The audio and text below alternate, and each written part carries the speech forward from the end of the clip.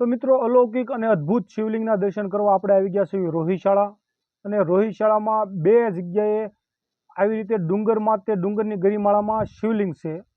તો એ શિવલિંગના દર્શન કરવા માટે આગળ વિડીયોમાં બન્યા રહો. હું તમને પૂરો રસ્તો બતાવીશ, ક્યાંથી જવાનું, કઈ રીતનું જવાનું, અને સાથે સાથે બીજા શિવલિંગ ક્યાં આવ્યા છે, જે પાંડવ વખતનું બીજું શિવલિંગ છે ત્યાં આપણે નેક્સ્ટ વિડીયોમાં જોઈશું. અને આ કઈ જગ્યાએ આવ્યું છે તેની સંપૂર્ણ માહિતી આ વિડીયોમાં આપણે આગળ બનાવી રહો. જય મહાદેવ.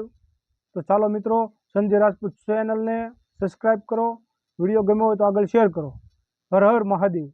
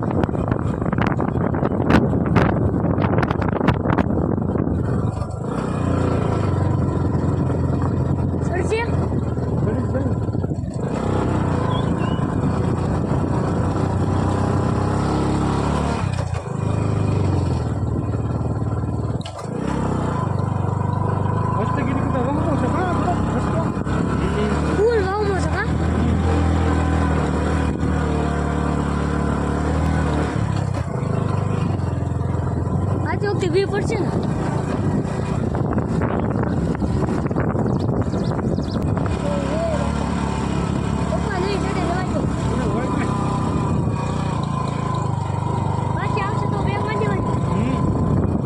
એટલે ભાઈ રસ્તો છે ને બહુ અઘરો છે. એટલે જેને પાકી ગાડી આવડતી હોય અને સિંગલ સવારી હોય એ જ ઉપર ઠેઠ ગાડી ચડાવજો. રસ્તો થોડોક અઘરો છે અને ચાલુ વરસાદમાં તો થોડોક બહુ વધારે કેવરાવે છે. એટલે જો પૂરેપૂરી ગાડી આવડતી હોય તો સાહસ કરજો, નકર પગપાળા અહીંયા મંદિર સુધી આવજો. આપણે જેવા ગેટ પાસેથી રોડ આવી છે તો આ રોડ આગળ બીજે ઉપર જાય છે, પણ ત્યાં આપણે નહીં જતા. આ જે રફ રસ્તો જે અહીંયા ફાટે છે એક જ અહીંયા આવે છે રફ રસ્તો. આ રફ રસ્તોથી તમે સામે સીધી શિવલિંગ આગળ ગુફા જે છે શિવલિંગ, એ રસ્તો જ્યાં પહોંચાડી દેશે. અને અહીંથી ખાલી 500 મીટર જેવો દૂર છે, તો તમે ઉપર નહીં જતા અને સીધા ભૈયા જજો.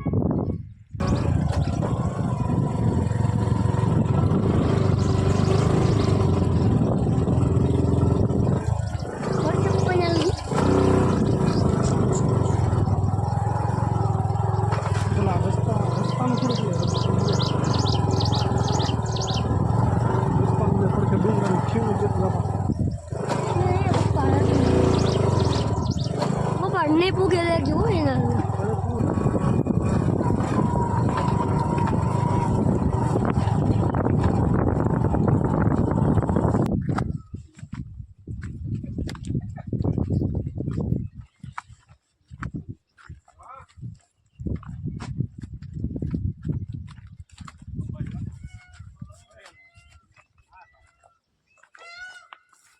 वो है कट्टे क्या ना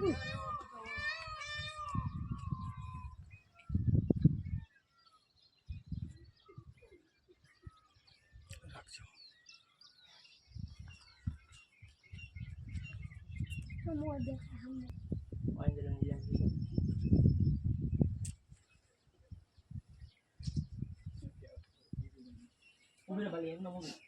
सालू भाई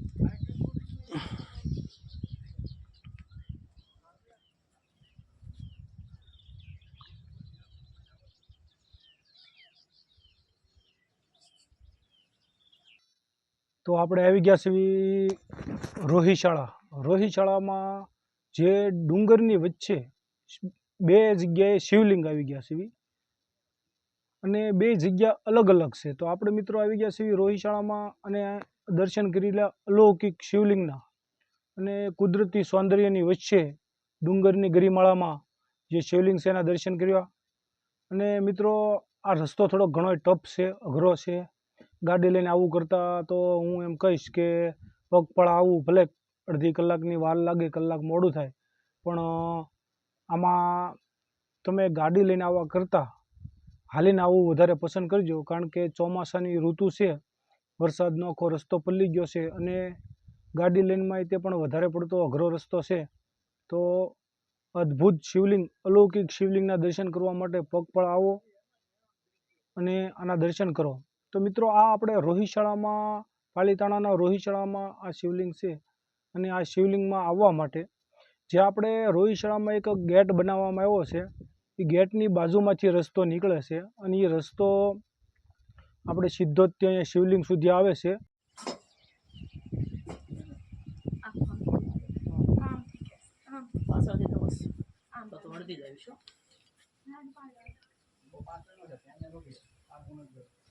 જગ્યા ઓછી છે બહુ આગળ વિડીયો જોશ ને વિડીયો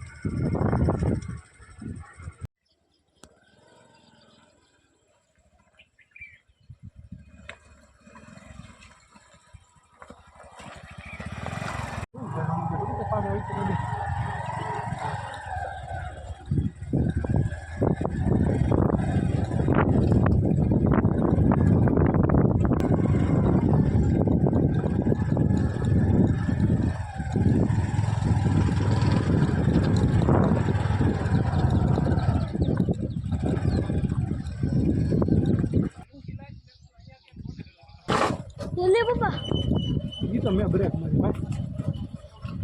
बीक लागे ओए બીક એમાં શું લાગે અહીંયા ભલામણ? આ જે રસ્તો છે ને, આ રસ્તો पापा चालू एम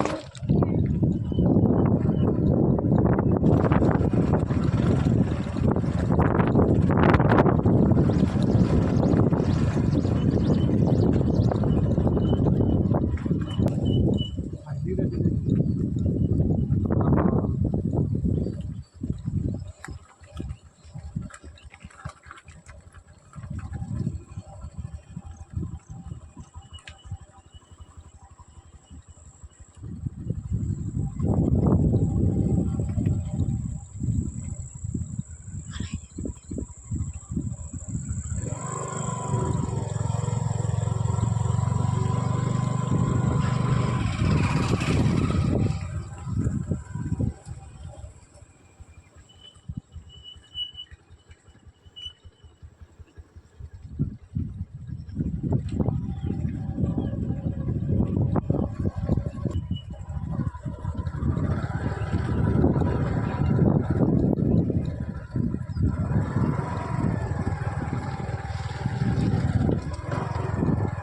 તો મિત્રો આપણે આ શિવલિંગ સુધી પહોંચી ગયા છીએ અને દર્શન સંપૂર્ણ કરી લીધા છે અને બીજા શિવ મંદિરે જવું હોય તો આપણે સામેની જે ગરિમાળા દેખાય છે એનો રસ્તો પગપાળા આખો છે અને તમે અહીંયા ગાડી લઈને અહીંયા સુધી પહોંચી શકો છો, પણ ત્યાં તમારે જવું હોય તો તમે ફક્ત તે ચાલીને જઈ શકો છો અને તે 3 કિલોમીટર ઉપર છે, આની કરતાં પણ ઊંચાઈ ઉપર છે.